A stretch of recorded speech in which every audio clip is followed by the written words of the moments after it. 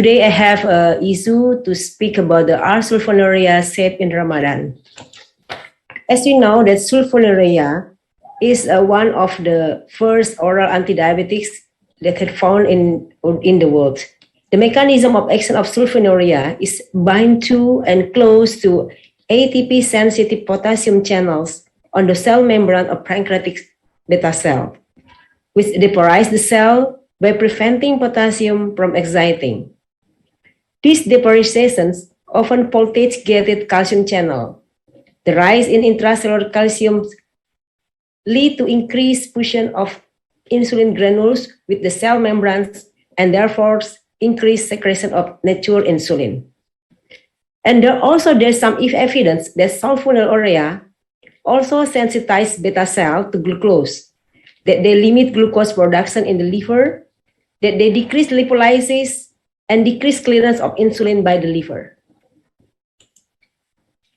Sulfonylurea history was discovered in 1942 by the chemist Marcel Jambon and co-worker who were studying sulfonamide antibiotics and discovered that the compound sulfonylurea induced hypoglycemia in animals. General formula of sulfonylurea showing that sulfonylurea backbone is safe in red and the side chains that distinguish its compound in blue. We have known about the first generation of sulfonylurea, chlorpropamide and tolazamide, and then the second generation, or we call that the modern sulfonylurea, gliclazide, glimepiride. The risk of hypoglycemia is also heavily known, that why sulfonylurea are widely used as second-line treatment for type 2 diabetes and also associated with higher risk of hypoglycemia compared with other oral antidiabetic, which has raised some concern about their use during Ramadan. However, this risk varies across medication within this class due to differing receptor interaction, binding affinities, and duration of action.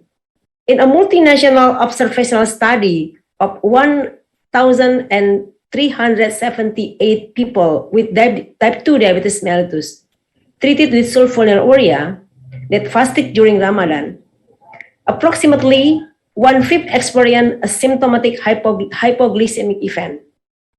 When this breaks down by the type of sulfonylurea, the highest incidence was among those treated with glibenclamide, with 25.6%, and then followed by glimepiride, and the last one is gliclazide, 14%.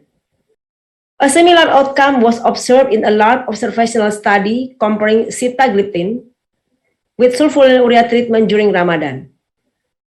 Symptomatic hypoglycemic event occurred in 3.8 in patients with sitagliptin, but we can found that 9.1% patient with glibenclamide, but in fewer individuals treated with gliclazide, 1.8%, or glimepiride, 5.2%. Glimepiride, as we know that a once daily oral anti-diabetics drugs indicated for type 2 diabetes when diet, physical activity, and weight reduction alone do not adequately control the disease, and is available in many countries with a sizable Muslim population. There is a study, with a total 100 newly diagnosed type 2 diabetes and 222 already treated subjects with diabetes were included in the study between June and October 2002. The demographic characteristic and diabetes history of this population at baseline are given in table. The incidence of hypoglycemia was just 3% in newly diagnosed individuals and 3.7% in those previously treated with glimepiride.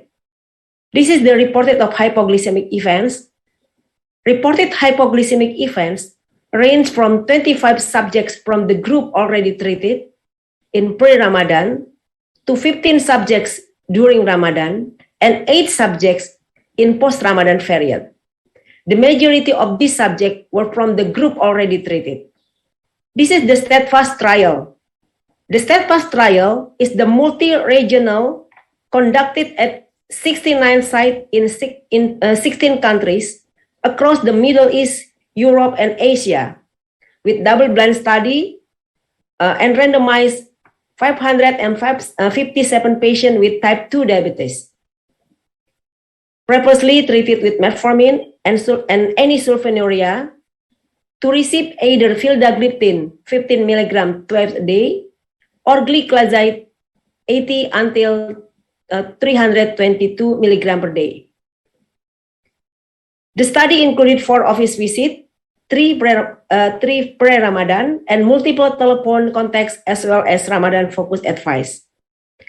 Hypoglycemic events were assessed during Ramadan, and also A1C and weights were analyzed before and after Ramadan.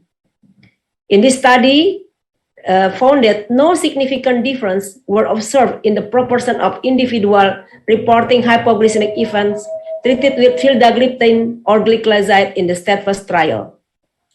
And this is the last study about Ramadan, Dai Ramadan 2022. Recently, a new trial looking into the modified release formulation of gliclazide during Ramadan was published. In this large real-world study of 1,214 people with type 2 diabetes mellitus treated with gliclazide MR with or without other oral antidiabetics. This study included 9 countries: Bangladesh, India, Indonesia, Malaysia, Pakistan, Egypt, Kuwait, Saudi Arabia, United Arab Emirates. The first inclusion visit was planned 6 until 8 weeks prior to the start of Ramadan, and the second or end of study visit occurred 4 until 6 weeks after the end of the Ramadan. And the result of study of the Ramadan 2020, the gliclazide treated patients experienced a significant reduction in A1C, fasting plasma glucose, and body weight, and also the body mass index between study visits, as no dose changes were reported during the study.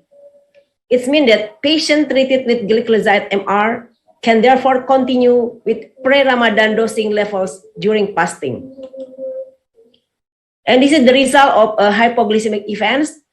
The incidence of hypoglycemic event was considered to be low in this study, which is in alignment with other studies investigating treatment with gliclazide in intermediate release or modified release during Ramadan. The rate of confirmed hypoglycemia during Ramadan were 1.6% with no severe hypoglycemia. The majority of patients, approximately 60%, were able to complete their fast without a break. Only a small number of patients broke their fast due to hypoglycemia. This is the regimen how to change to sulfonylurea dosing during Ramadan. If the patient are regularly using once daily dosing, so the sulfonylurea consumed take at iftar. And in an individual with well-controlled blood glucose level, the dose may be reduced.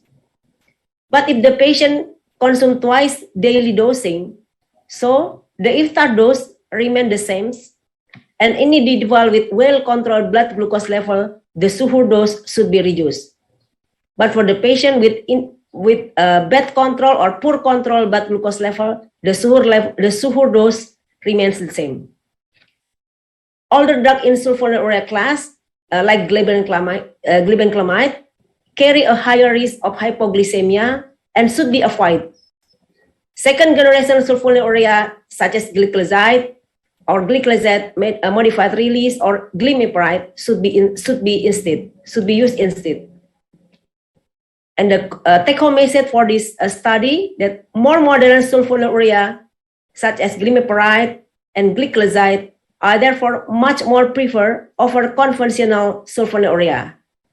And as the newer drugs have a more favorable safety profile in terms of hypoglycemia. Thank you.